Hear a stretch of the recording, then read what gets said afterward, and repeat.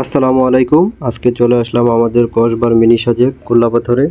এটা সাজেক না, কিন্তু মেঘ পাহাড় আর প্রকৃতি শান্তি তেমনি কসবার এই জায়গাটা এখন অনেকেই বলছে মিনি সাজেক।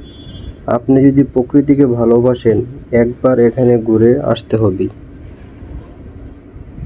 আমরা মিনি সাজেক গোল্লাপাথর যাওয়ার উদ্দেশ্যে কসবা থেকে রওনা হলাম। আপনারা যারা কসবা থেকে গোল্লাপাথর মিনি সাজেকে যেতে চান তারা অবশ্যই এখানে সিএনজি থেকে নয়নপুর যাবেন। নয়নপুর থেকে অটো দিয়ে মিনি সাজেকে প্রবেশ করতে হলে অবশ্যই আপনাদের টিকিট কাটতে হবে। টিকিট মূল্য 20 টাকা। আমরা 3 জন ছিলাম। 20 টাকা করে 60 টাকা দিয়ে টিকিট নিলাম। তারপর টিকিটও এগোতেই এখানে সৌন্দর্য ফুটে ওঠে। আপনারা দেখতে পাবেন সামনে একটি দোলনা আছে। দোলনাটায় বসলে অনেক ভালো লাগে। মিনি সাজেক ব্রাহ্মণবাড়িয়ার লুকানো এক স্বর্গ। সবুজ পাহাড় ঘেরা ঢাকা সকাল আর পাখির কুজনে ঘেরা কসবার এক মনোমুগ্ধকর জায়গা, যেটাকে সবাই ভালোবাসে বলে মিনি সাজেক।